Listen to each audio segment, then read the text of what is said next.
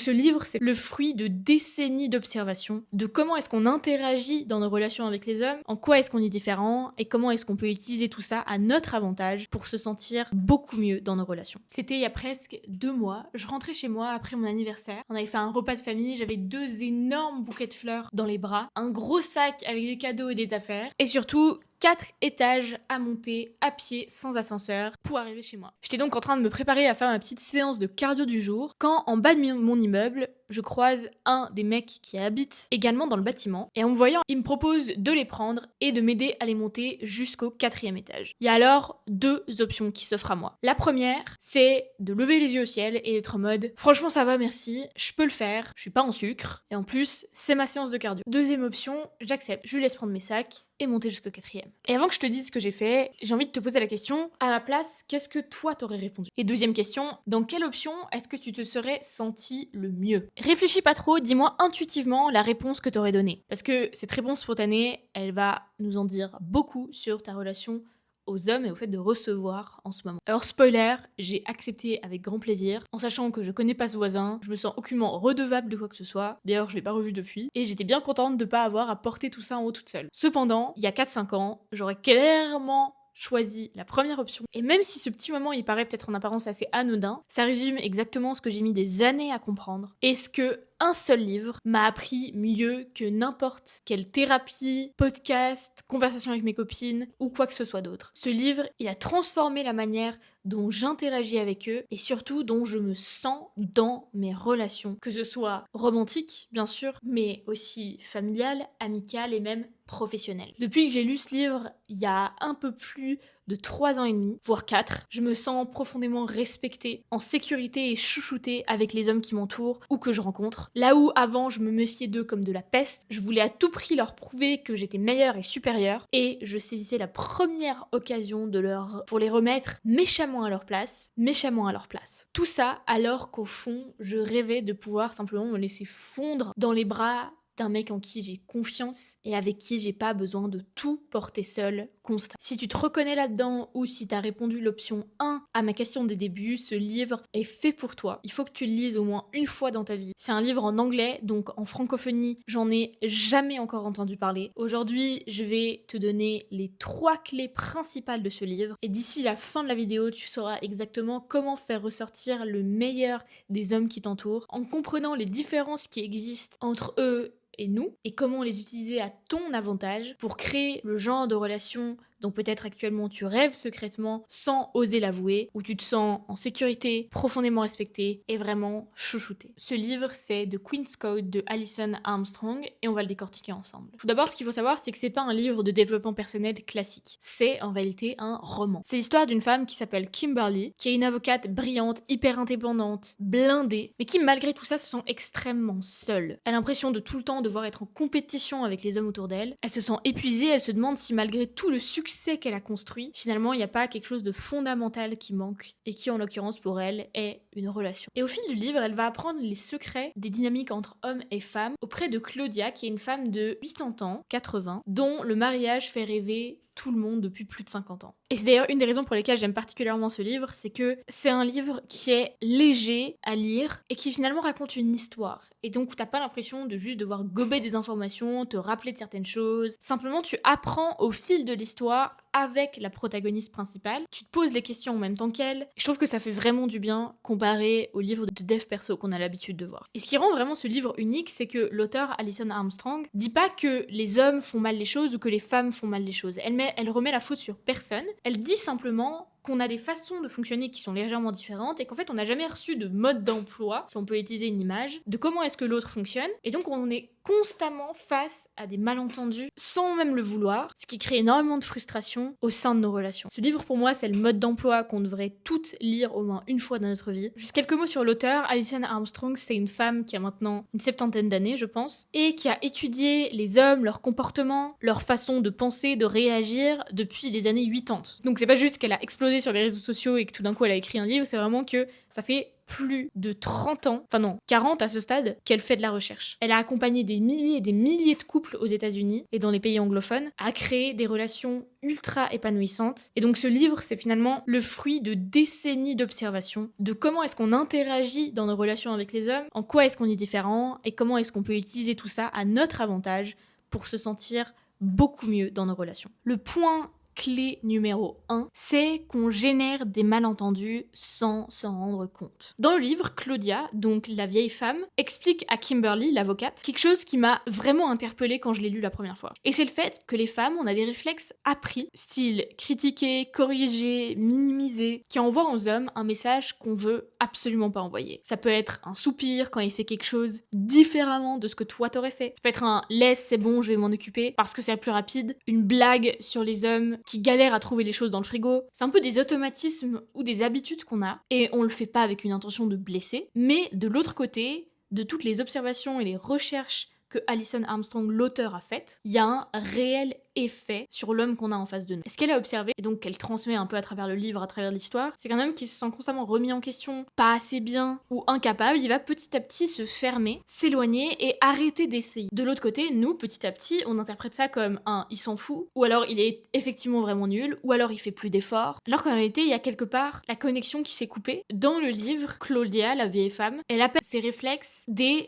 épées, qui vont vraiment comme couper l'envie de l'homme en face de nous de faire des choses, qui vont couper la connexion qu'il y a entre nous. Et la première étape pour que ça puisse évoluer, c'est pas d'essayer de changer quoi que ce soit, c'est simplement de le remarquer. L'exercice que j'avais fait, qui m'avait impressionné et que tu peux faire à ton tour, c'est pendant une semaine ou deux, observe sans te juger, hein, d'accord, parce que c'est pas le but, combien de fois tu corriges, tu reprends le contrôle, tu signales que t'as pas besoin d'aide, alors qu'au fond, franchement, ça te dérangerait pas de pas avoir besoin de tout faire seul constamment. Pour l'instant, on n'essaie pas de changer quoi que ce soit, juste pour observer ce qui se passe. Et pour ça, je vais reprendre une citation du livre que j'ai traduit en français, que Claudia, la vieille femme, dit, qui est « Je veux d'abord que tu découvres qui sont les hommes quand tu arrêtes simplement de les antagoniser, ça veut dire de les placer comme l'ennemi à abattre, avant même de faire quoi que ce soit pour les valoriser. » Et pour ça, tu peux prendre juste un petit carnet. Moi, j'avais pris un petit carnet, j'avais noté ou dans mon application Notes toutes les fois où je me rendais compte que je corrigeais, je reprenais, je rabaissais même des fois, je me suis rendu compte sans le vouloir. Juste comme si tu fais une petite étude de ta posture face aux hommes en général. Et pas que dans ta relation romantique, mais vraiment dans toutes tes relations de tous les jours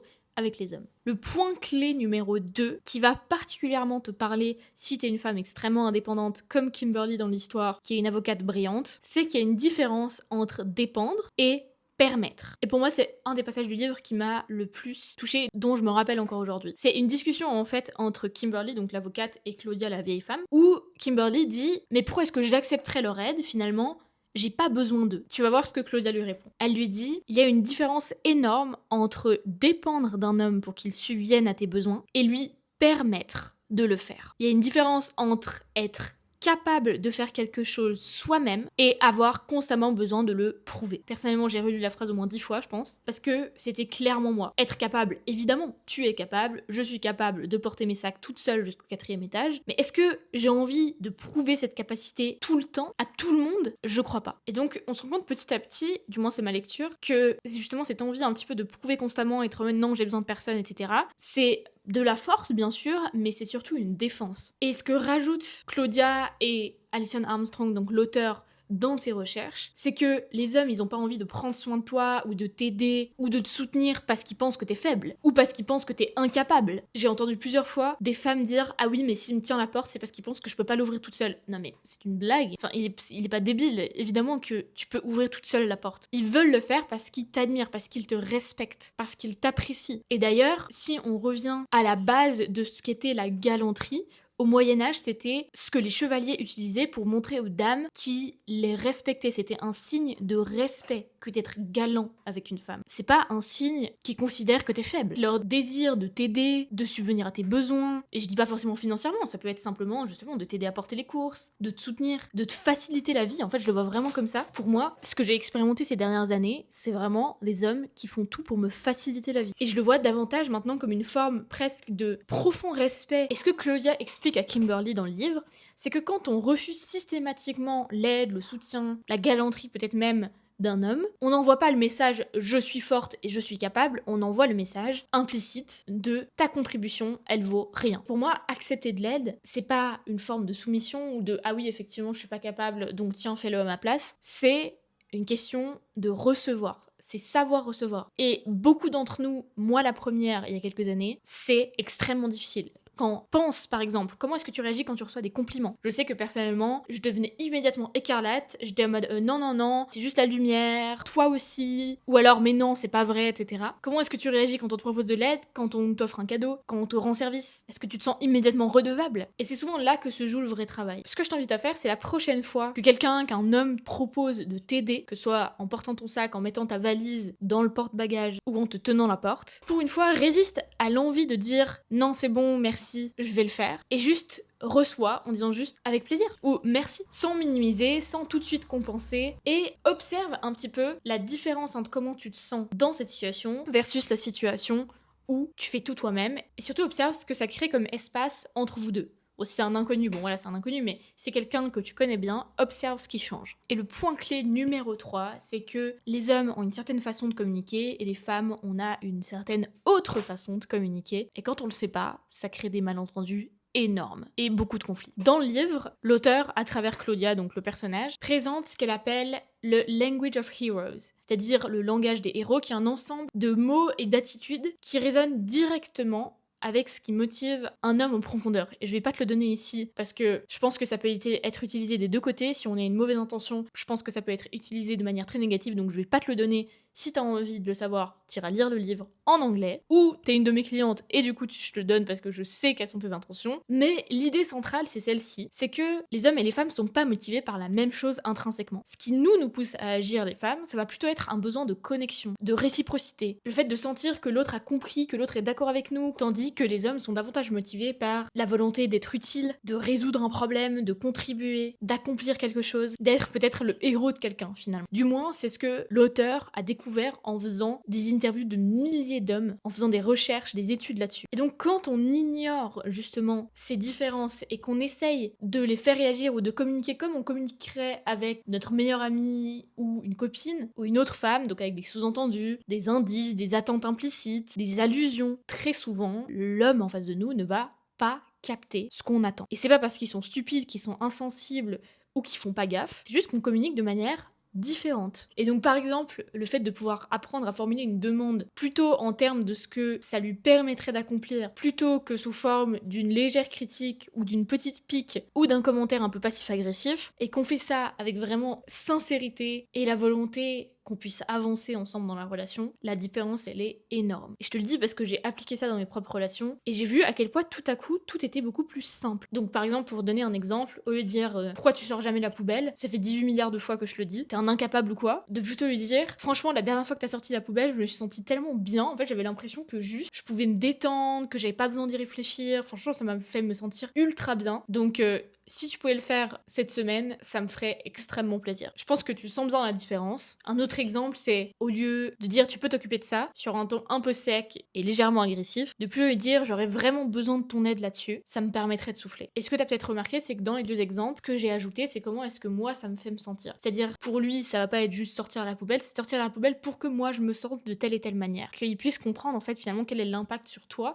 sur ta façon de te sentir, parce que malgré le fait que peut-être pour toi c'est évident, pour lui ça l'est peut-être pas. Bref, donc voilà les 3 points clés principaux que je voulais partager à propos de ce livre. Il y en aurait encore des dizaines d'autres à décortiquer, mais si t'as envie d'en savoir plus, dis-moi en commentaire. Tu peux aussi te procurer le livre. Bon, il est en anglais, donc il faut savoir lire en anglais. Et autrement, si tu sais pas lire en anglais, je pourrais faire une autre vidéo sur d'autres points qui m'ont marqué. Mais ce qu'on voit vraiment, c'est que ce livre, il te demande pas de te soumettre à un homme. Il te demande pas de prétendre que t'as pas de besoin ni d'opinion. Il te demande quelque chose de bien plus simple, mais parfois bien plus difficile, qui est de reconnaître que l'autre est différent dans ce qu'il a besoin, dans ce qu'il motive, dans sa façon de communiquer, et de réaliser qu'en fait cette différence c'est pas une menace, mais c'est un cadeau quand on sait l'utiliser à son avantage, parce que quand tu comprends comment les hommes fonctionnent, ce qui les motive, ou au contraire ce qui les fait se fermer, ça te donne enfin les clés pour créer le genre de relation dont tu rêves actuellement, peut-être secrètement, où tu te sens en sécurité, respecté, et surtout profondément chouchouté. Depuis que j'ai lu ce livre, mes relations, que ce soit familiales, amicales,